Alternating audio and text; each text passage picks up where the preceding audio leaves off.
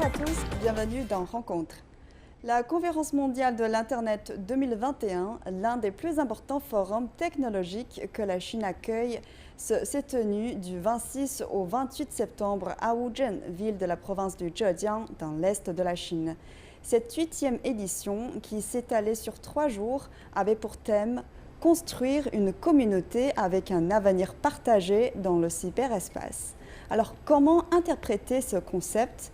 Quelle importance revêt la gouvernance du cyberespace dans les pays du monde entier? Quelles sont les perspectives d'avenir? Aujourd'hui, pour répondre à toutes ces questions, j'ai le plaisir de dialoguer par liaison vidéo avec deux invités, M. Mebarek Boukaba, président de l'Union nationale des scientifiques et technologues algériens et ingénieur en télécommunications, et M. Lou Yao, directeur d'innovation d'Orange Sourcing Consulting. Bonjour messieurs, bienvenue dans l'émission. Bonjour. Bonjour. Bonjour. Alors, monsieur Boukaba, quelle est la situation actuelle en matière de construction des infrastructures Internet de base à travers le monde? Est-ce qu'il existe des déséquilibres en termes de développement? Oui, certainement qu'il y a des déséquilibres entre les pays développés et les pays les moins développés, parce qu'historiquement, l'Internet a commencé aux États-Unis. C'était une application de l'armée américaine qui s'est ensuite déplacée vers le domaine civil. Donc, la progression a été très lente au début, donc dans les années 60, 70, et puis une accélération a été faite au début des années 80 et carrément une très grande accélération en 1990. Donc, il y a cette raison historique qui fait que l'Internet aujourd'hui n'est pas uniformément réparti entre tous les pays du monde, entre tous les utilisateurs du monde, malheureusement. Mais de plus en plus, elle est en train de se démocratiser. Et donc, je pense qu'avec l'évolution de la technologie qui est très rapide et la baisse des prix, grâce à l'industrie chinoise qui a pu mettre à la portée de n'importe qui un ordinateur pour un coût raisonnable et maintenant un smartphone pour un coût encore plus raisonnable. Donc, cette démocratisation, cette généralisation va continuer à s'élargir pour faire du monde un petit village. En fait, c'est déjà le cas et nous sommes en train de discuter ensemble. Moi, je suis à Alger, vous êtes à Pékin, et M. Lou est chez lui certainement dans son bureau. Donc, par la magie de cet Internet, ce miracle est possible aujourd'hui et de plus en plus parce que les technologies continuent à avancer de manière exponentielle. Au début, c'était assez long, mais maintenant, c'est vraiment de l'exponentiel. On parle de l'intelligence, on ne parle pas. On utilise l'intelligence artificielle, la réalité virtuelle, le big data, comme support, nous avons la fibre optique, la 4G, la 5G, bientôt la 6G. Donc, les débits augmentent, les besoins augmentent, les utilisations augmentent. Donc, mais n'empêche que le déséquilibre entre pays reste encore assez important. Et Monsieur Lou, comme vous avez coopéré avec plus de 500 startups à travers le monde, y compris des entreprises spécialisées dans la 5G, dans l'intelligence artificielle et dans la réalité virtuelle, alors quelles sont les grandes tendances en Chine et en Asie, tout particulièrement en matière d'innovation? Effectivement, nous avons travaillé avec des startups à travers notre programme d'accélération à l'échelle mondiale. Et en Chine, nous nous sommes rapprochés des startups chinoises et asiatiques pour pouvoir observer plusieurs tendances d'innovation. Donc, tout d'abord, je pense qu'il y a beaucoup d'innovations autour de la 5G. En fait, des applications qui bénéficient des caractéristiques de très haut débit et de délai minimal, permettant des usages innovants tels que les voitures autonomes, les véhicules autonomes, que ce soit des voitures, des véhicules logistiques, des drones ou encore des bateaux. Et après, il y a aussi beaucoup d'innovations autour de la réalité virtuelle et la réalité augmentée. Donc, vous savez qu'aujourd'hui, le concept métaverse évoque beaucoup de discussions. Donc, un jour, on verra bien un monde complètement virtualisé, construit sur Internet et superposé sur notre monde physique. Et la troisième tendance dans la technologie, ce sont des technologies dites vertes ou des technologies pour la responsabilité sociale d'entreprise en utilisant les technologies telles que IA ou IoT au faveur du développement durable, de l'économie circulaire ou encore de l'égalité numérique. Et dans le 14e plan quinquennal ainsi que dans les objectifs à long terme à l'horizon 2035 de la Chine, on évoque le concept de Chine digitale. Alors, Monsieur Liu, comment va se mettre en œuvre le processus de numérisation en Chine? Oui, la Chine digitale souligne en fait 10 scénarios de numérisation principales, dont j'aimerais citer deux. La fabrication intelligente et le transport intelligent, ce sont deux axes critiques pour l'économie d'un pays. Quant au plan de mise en œuvre, tout d'abord, je pense qu'il faut vraiment fournir un accès à l'Internet omniprésent grâce à notre réseau 5G, à notre réseau optique, réseau IoT, Internet des objets. Ensuite, il faut accélérer l'industrialisation des technologies innovantes telles que le cloud, l'IA ou réalité virtuelle.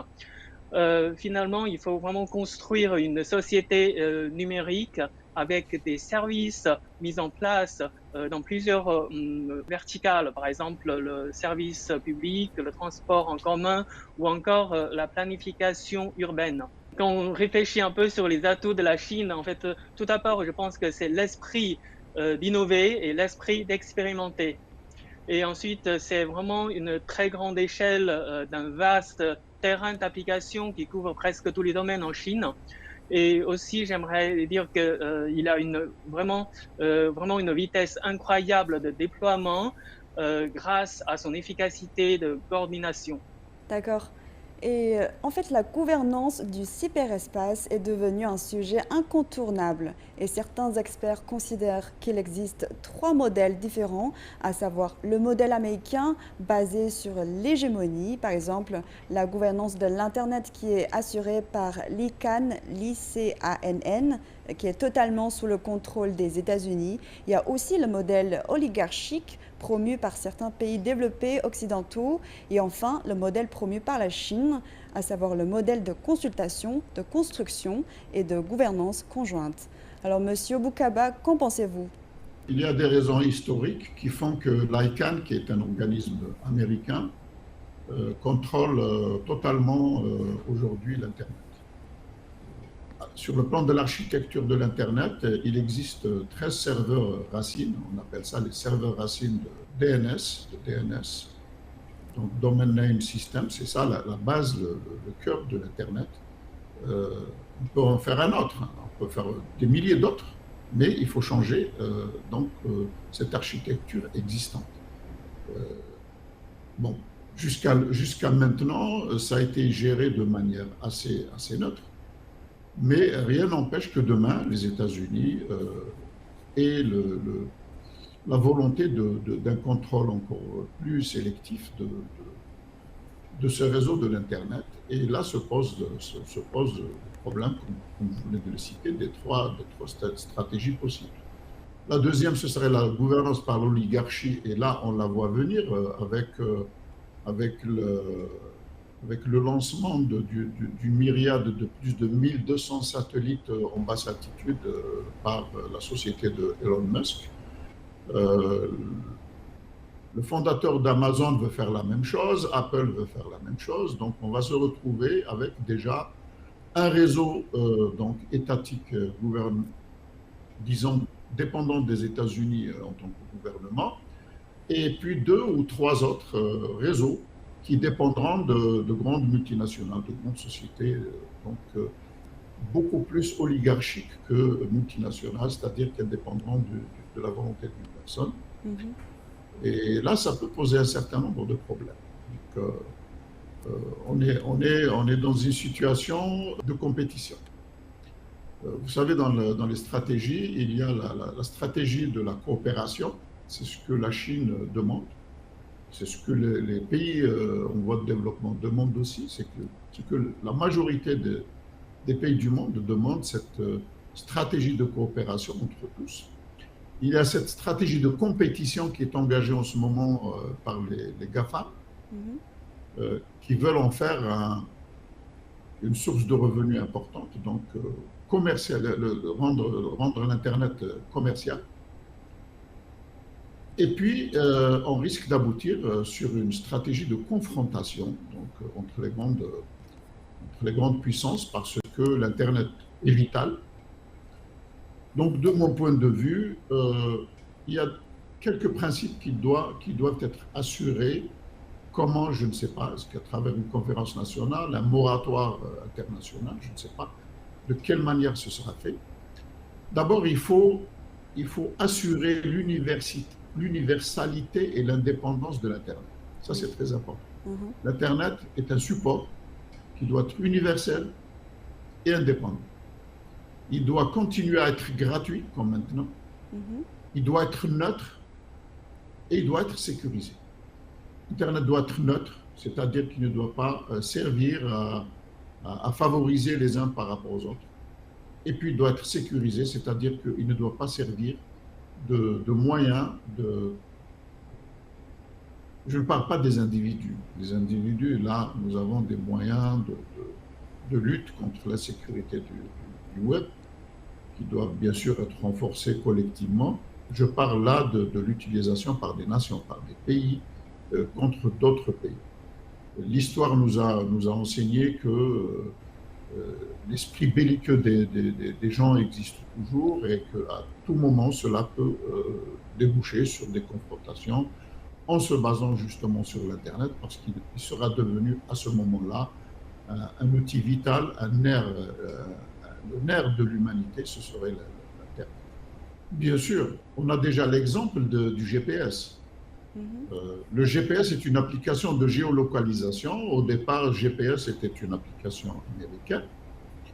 Mais comme les autres pays n'avaient pas confiance, donc la Russie a créé GLONASS. Donc c'est un autre réseau de localisation, de géolocalisation, mais piloté par la Russie. Ensuite, il y a eu les Européens qui n'avaient pas confiance ni dans les Russes ni dans les Américains. Ils ont créé Galileo. Et récemment, les Chinois, qui aussi craignent qu'il y ait une utilisation du GPS, de Galileo, de GLONASS à des fins partisanes. Donc, ils ont créé Beidou.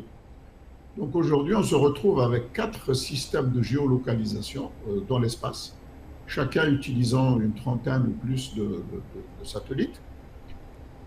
Donc sans compter l'encombrement du ciel avec les futurs satellites donc de communication, donc les myriades de milliers de satellites en basse altitude. Donc tout ça, ça fait un peu remue-ménage dans le ciel, et je ne sais pas si on peut se permettre de polluer l'espace comme on a pollué la Terre. À un moment donné, il faut que les gens se mettent autour d'une table et discutent des voies et moyens pour faire de ces outils-là des outils de paix et non pas des outils de guerre, parce que sinon il y aurait aussi d'autres Internets, comme il y a eu des GPS. N'ayons pas confiance dans la gouvernance de l'Internet, parce que c'est ça notre sujet, c'est la gouvernance de l'Internet. N'ayons pas confiance dans cette gouvernance, chacun va être tenté de créer son propre réseau Internet.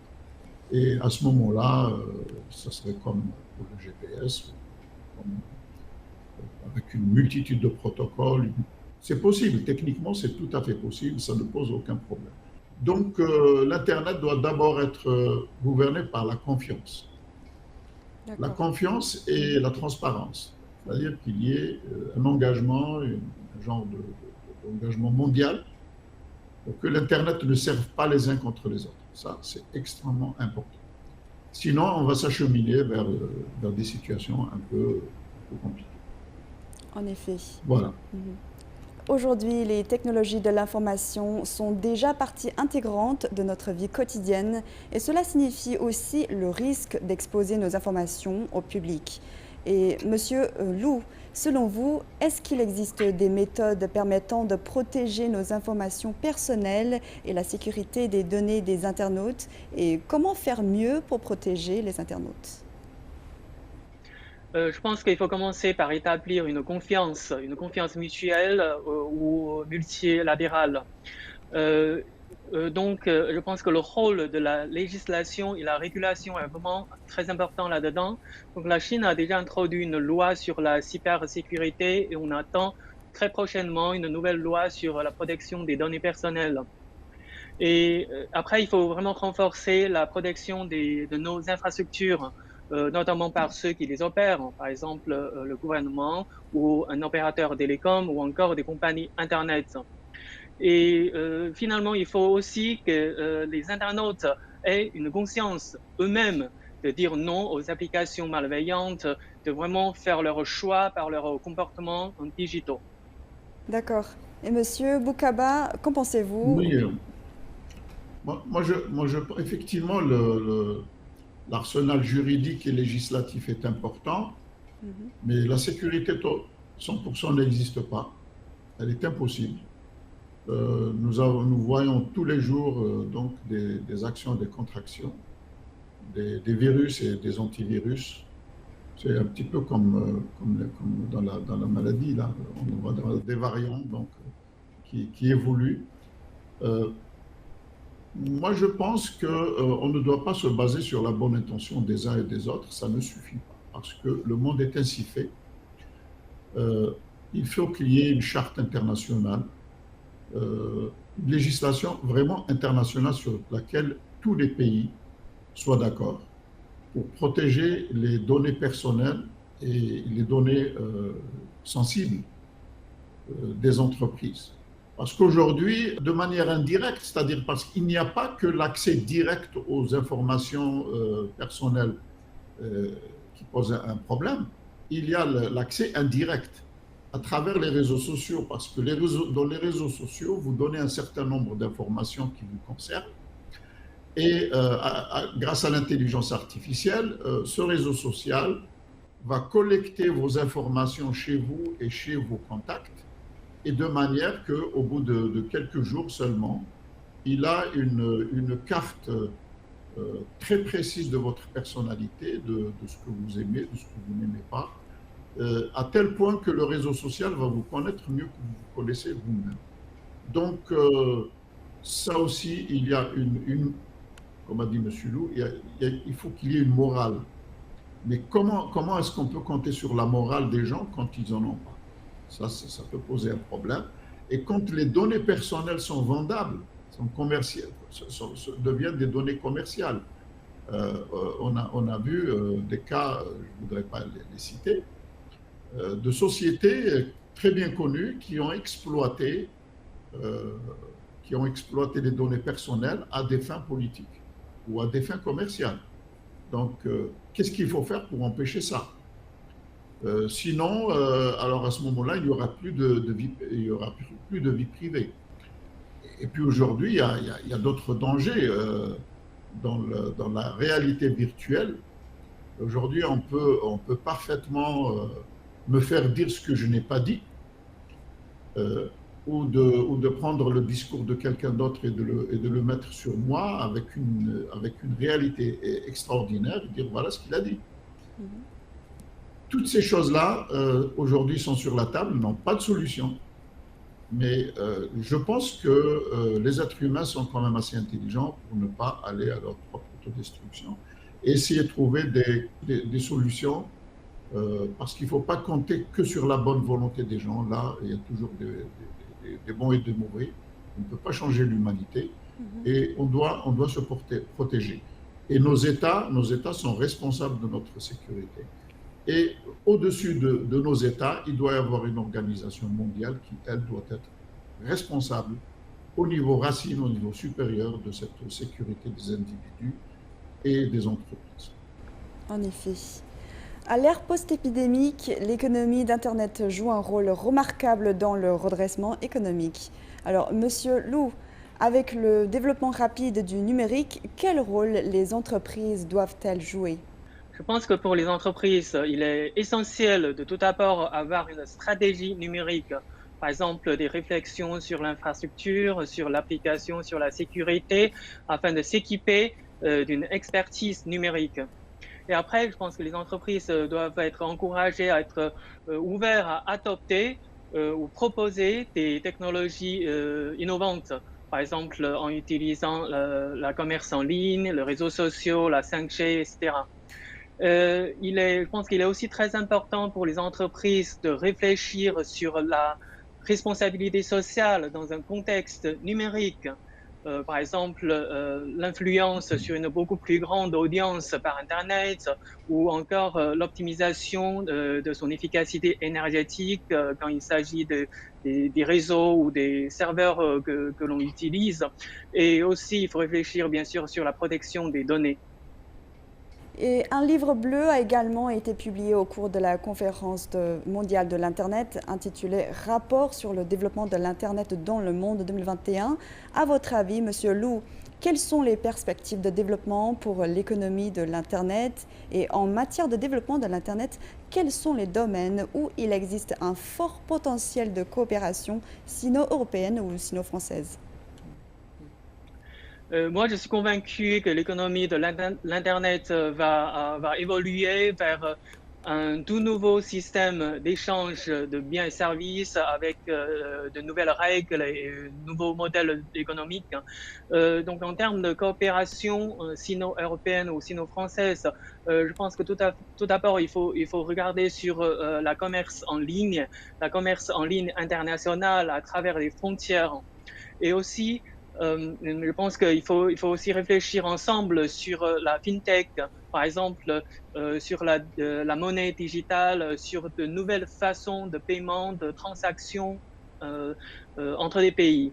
Et une troisième piste de coopération serait de déployer des technologies pour des entreprises tout en s'appuyant sur des expériences de la Chine, notamment sur la fabrication intelligente, sur la logistique intelligente, afin de pouvoir équiper plus d'entreprises mondiales à réussir son économie de l'Internet. D'accord. Et Monsieur Boukaba, quels sont les domaines où il existe un fort potentiel de coopération sino-africaine? Déjà sur le plan des infrastructures, parce que l'Afrique est très pauvre en infrastructures numériques, malheureusement. Donc il y a ce potentiel qui est très grand. Mais en fait, la coopération de la Chine avec le reste du monde est encore de beaux jours entre elles. Euh, Moi, de par mon âge, je suis témoin de l'évolution de l'Internet depuis le début. Et j'ai eu la chance d'être un opérateur dans le domaine de l'Internet au début des années 2000. Et, et donc, c'est comme ça que j'ai connu la Chine, d'ailleurs, à travers mon entreprise de l'Internet, que j'ai été invité à visiter la Chine. Donc, ma première visite, ça a été l'usine de Huawei, donc à Shenzhen. Et là, j'ai découvert que les choses avançaient très vite. Et j'ai visité aussi à Pékin le centre de recherche de Huawei. Pour l'occasion, je félicite Madame Meng Wanzhou de retourner à son pays. Mhm. Donc, ça fait partie toutes ces.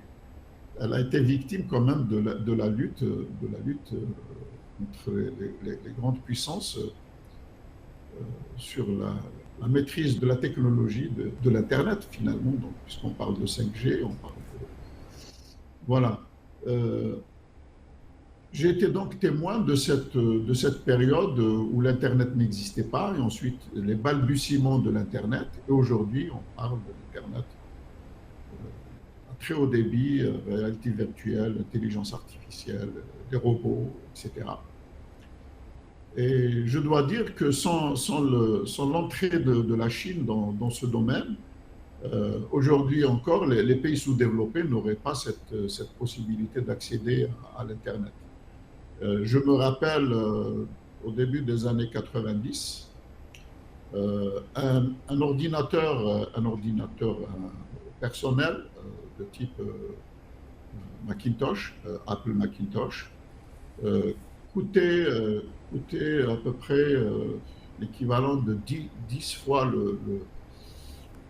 le salaire d'un ingénieur.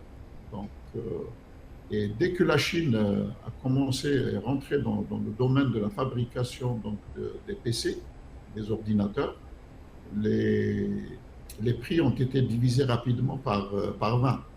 Ce qui a permis d'abord aux pays en voie de développement, aux pays les plus démunis donc d'accéder à l'ordinateur, parce que la base de l'Internet, c'est d'abord l'ordinateur. Et même dans les pays plus riches, la Chine a permis aux couches les plus défavorisées donc, de ces pays riches également d'accéder à l'Internet. En fait, l'Internet est une économie d'échelle. Donc, plus il y en a, et plus il y en aura, et plus ça coûtera moins cher. Donc, cette dynamique-là, qui est exponentielle, permet aujourd'hui de mettre l'Internet à la portée de n'importe qui. Et puis, rapidement, le smartphone est venu aussi. Donc, on avait l'ordinateur, donc on avait l'Internet soit au bureau, soit à la maison, mais on n'avait pas dans la poche, on n'avait pas dans la voiture, on n'avait pas comment on se déplaçait. Pour vous qui êtes jeune, donc ça vous paraît tout à fait ordinaire, mais en fait, non, ce n'est pas du tout ordinaire. C'était une véritable révolution. Et donc, quand la Chine s'est mise à fabriquer les smartphones, d'ailleurs, 90% des smartphones dans le monde sont fabriqués en Chine, et tous dans une petite zone de quelques kilomètres carrés à Shenzhen, dans le district de Futian ou de Bao'an. Donc, tous les les smartphones du monde entier sont fabriqués dans cette zone extrêmement dense, et ce qui a permis de faire des prix qui sont à la portée de tout le monde, ou presque. On aimerait que ce soit encore plus bas, mais déjà ça l'est. Aujourd'hui, nous avons l'Internet dans notre poche. Chaque personne aujourd'hui a l'Internet dans sa poche, à travers la 3G, ensuite la 4G, et maintenant la 5G. Donc, on a des applications de plus en plus performantes, de plus en plus puissantes, mais dans notre poche. Aujourd'hui, les smartphones basiques sont beaucoup plus puissants que des ordinateurs de bureau d'il y a à peine quelques années. Ces choses-là, vous les jeunes, donc, vous ne sentez pas cette évolution fulgurante parce que vous avez grandi dedans, vous êtes tombé dedans, mais les gens de mon âge considèrent cette évolution avec beaucoup d'enthousiasme, avec beaucoup de...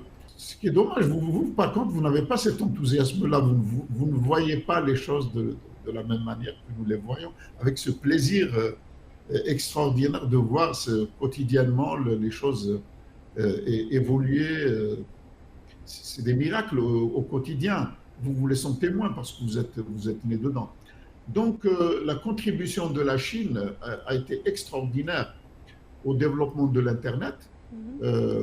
Vous allez dans n'importe quel pays du monde, vous prenez n'importe quel ordinateur, vous trouverez que 80% de ses composants ont été fabriqués en Chine ou entièrement fabriqués en Chine.